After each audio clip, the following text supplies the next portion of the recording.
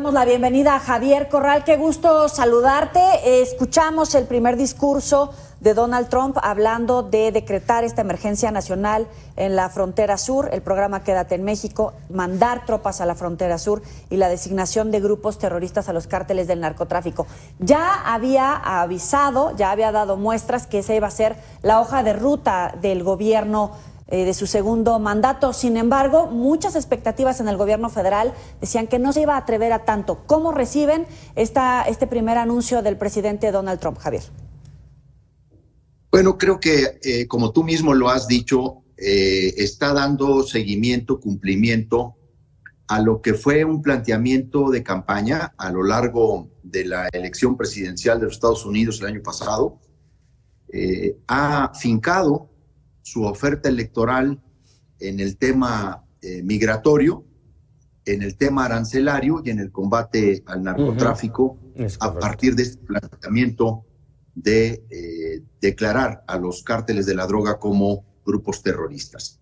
El país debe iniciar a través de sus instituciones, de sus poderes, de sus niveles de gobierno, una estrategia de diálogo, de interlocución, para hacerle ver, en primer lugar, pues las consecuencias que una política de deportación masiva tendría no solamente para México, sino también para los Estados Unidos, que en muchos sentidos sus economías regionales, particularmente el sureste de los Estados Unidos, depende mucho de la mano de obra mexicana.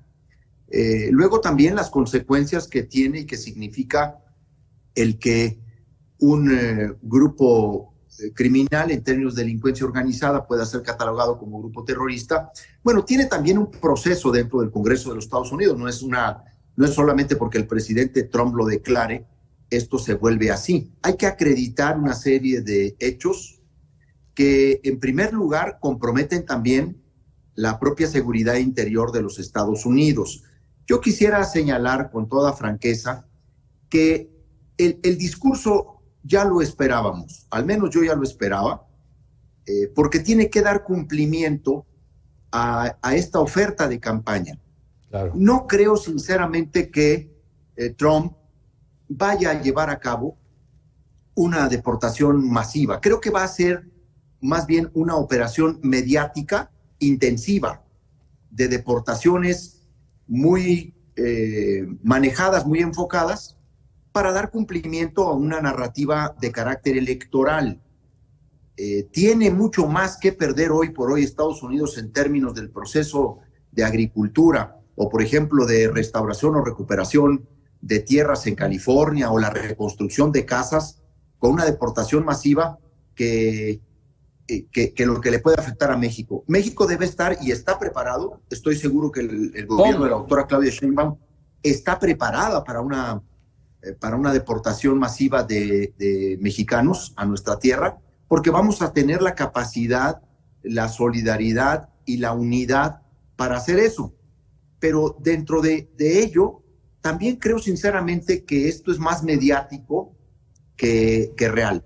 Y la estadística de las deportaciones anteriores así lo señala. Han deportado mucho más migrantes los gobiernos de Clinton, de Bush, de Obama incluso, que el de Trump. De hecho, Trump, frente a los millones que deportó Bill Clinton, casi 12, Bush casi 14, Obama 5, deportó solo 1.5 millones. Bueno, ha sido más un tema de discurso que de hechos. Y hoy lo tenía que hacer porque esa fue una base central de su oferta política en los Estados Unidos. Javier, déjame, a ver, totalmente de acuerdo contigo, tenía que volver a mencionarlo porque fue parte de su campaña. Te saluda Paco Ramírez. Pero, a ver, más allá de discursos o no discursos,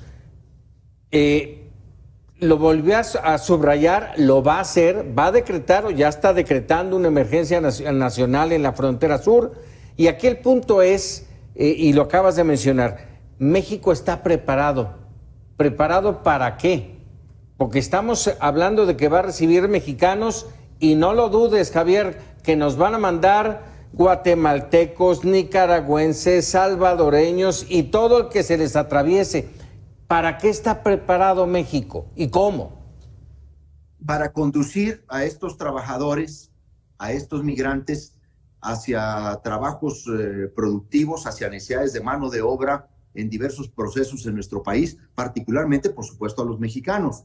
La estrategia que tendrá también que generarse es saber de qué manera colaboramos con otras naciones del continente, tanto para una reconducción a sus países o como para un aprovechamiento en el nuestro. Yo creo que este tema encontrará incluso en sectores productivos, no solamente en instituciones públicas, encontrará una solidaridad, una generosidad, una unidad nacional. Lo digo como es.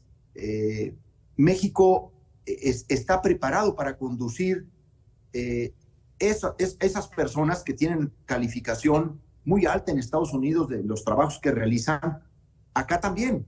Y nosotros podemos tener, en una estrategia bien manejada, una oportunidad, incluso de dinamismo a nuestros procesos productivos. Yo creo sinceramente que se están dimensionando demasiado el tema de estas deportaciones. No nos va a mandar millones de inmediato. En primer lugar, por la diversificación, Paco, que tiene la migración en los Estados Unidos. O sea, la migración en Estados Unidos está dispersa en todo el territorio nacional, los 50 estados, en muy diversas comunidades. O sea, no es un asunto en el que dicen, y ahora ahí les van 2 millones para allá. Eso no existe. Esa posibilidad es inexistente. Por eso creo que tenemos que calificar muy bien, examinar muy bien qué significa estar preparados y qué significa una deportación, pues ahora sí que muy segmentada y estratégica de Donald Trump. Javier, en todo caso, el gobierno de la presidenta Sheinbaum tiene que comenzar a negociar y cuáles son los puntos clave de esa negociación para efectivamente ser país receptor, pero que no se quede de manera permanente este programa Quédate en México. ¿Cuáles son esas monedas de cambio con las que México sí puede jugar en este momento? Bueno, mira, yo realmente he estado esperando en este tiempo, en estos minutos, el posicionamiento que seguramente dará el gobierno de México. La doctora Claudia Sheinbaum ya ha adelantado, la presidenta de México ya ha adelantado que el gobierno sabrá responder a estos planteamientos de manera estratégica, pero que ante todo buscará mediante el diálogo, la interlocución directa, el diálogo franco, sin sometimiento, sin subordinaciones, una coordinación, una cooperación y una comprensión. Y a mí me parece que se desata a partir de este momento una estrategia diplomática de alto nivel, de diálogo directo a través de no solamente de las instituciones tradicionales del gobierno mexicano, sino de los mismos socios comerciales que México tiene en Estados Unidos, porque también hay que decirlo como es, estas medidas tienen doble efecto, no son medidas que afecten solamente a México, Joely. Estas medidas tienen, como se dice, un juego de 3 bandas, ¿no? Sobre todo a quienes integramos el Tratado de Libre Comercio. Oye, Javier, y dejando de lado ya el tema migrante, hay otra acción ejecutiva que también nos preocupa, el tema de designar como terroristas a los grupos del narcotráfico. ¿Cómo nos impacta? Bueno, hay que ver primero en qué términos viene esta decisión ejecutiva. Hay que enmarcar, el presidente de los Estados Unidos puede establecer ciertas decisiones, vamos a decir, por decreto personal, individual, pero los procesos para denominar a grupos terroristas tienen su principal proceso en el Congreso de los Estados Unidos y entre la Casa Blanca y el Congreso. Es un proceso que requiere de un acreditamiento que tiene pues distintas obligaciones también para ambos países. Habrá que ver en qué términos se genera y también saber si esta es una medida que se está planteando como inmediata o como una medida final después de agotar pues ciertos procesos de entendimiento, de coordinación, de cooperación, de colaboración en la frontera. El propio secretario Marco Rubio, cuando compareció ante el Senado de los Estados Unidos, advirtió que estando este recurso en las posibilidades y competencias facultades del presidente Trump, efectivamente deberíamos de verlo como un último recurso siempre y cuando se agotaran los mecanismos que deben de privilegiar todas las naciones entre sí, que son los de la coordinación y la cooperación. Y en ese sentido, yo espero que en esos términos venga planteada también esta decisión ejecutiva, Paco y Yoeli. Tienes una amplia trayectoria, no solamente como legislador y en la política, sino también como gobernador en uno de los estados que de manera habitual enfrenta el reto de gestionar una ola migratoria, no como en los últimos años, pero que está marcada por la migración. Hoy la Conferencia Nacional de Gobernadores emite un desplegado donde aborda cuáles son las acciones del gobierno mexicano para enfrentar estas potenciales deportaciones masivas. No va tarde en México, no es que se vaya a dificultar la gestión de una crisis migratoria y rebase a las autoridades por el volumen y la inmediatez de los hechos, más allá de si estamos bien preparados o no. La ola migrante ha sido un reto que no hemos logrado gestionar ni en Estados Unidos, ni en México, ni a nivel global.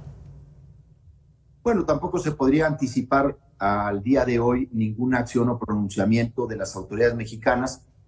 Haberlo hecho así, pues hubiera sido casi ser responsables de haber llamado la decisión. No, en realidad el momento es el adecuado. A partir de la confirmación en el discurso oficial de inauguración de su mandato del presidente Trump, pues la respuesta tiene que ser de distintas instituciones, de distintos niveles de gobierno y poderes. Y en este sentido también habrá algún pronunciamiento por parte del Poder Legislativo, por parte del Poder Ejecutivo, para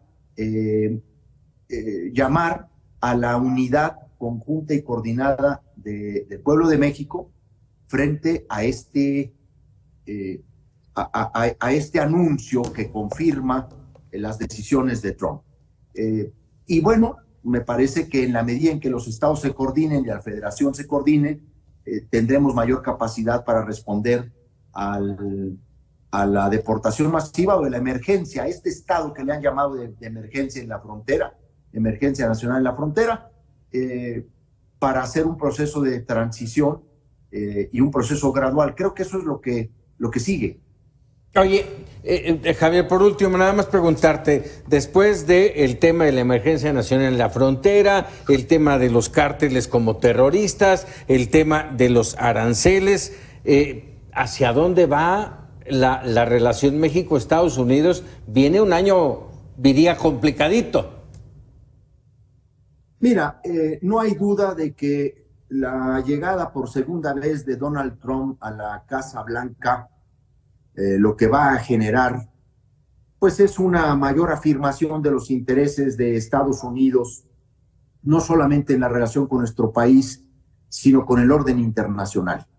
Por un lado, un nacionalismo que se va a exacerbar, una primacía de los intereses norteamericanos sobre el orden internacional, aislacionismo también puede venir, porque este nacionalismo, esta reafirmación de la identidad de que primero los Estados Unidos sobre cualquier otro, pues también puede llevarles a aislarse. Hay un deseo de supremacía, vuelve la idea de la fuerza o de la fuerza como un símbolo de poder, va a tensar sin duda nuestra relación. Creo que va a entrar en una nueva dinámica la economía mundial. Si toda la política arancelaria que se ha venido anticipando se cumple, pues vamos a entrar en una guerra mundial de aranceles, ¿no? De imposiciones fiscales, de limitaciones al libre comercio, que al final del día pues afectará uno de los principales valores del capitalismo norteamericano, pero también de los intereses de los grandes aliados de Donald Trump que participaron en su campaña. Hay que también recuperar que esos intereses van también a ecualizar estas intenciones, van a atemperar estos propósitos. Se genera pues una nueva etapa no solamente con México, sino con el orden internacional, evidentemente con China, y afectando también esa relación, también se afecta nuestra relación. Hay dos gigantes en esta disputa y en muchos sentidos México termina estando en medio. Senador, te agradecemos enorme, como siempre, que tu disposición estar en Mega Noticias. Te mandamos un abrazo. Paco, Yoeli, muchas gracias a ustedes. Con mucho gusto, como siempre. Muchas gracias. Saludos.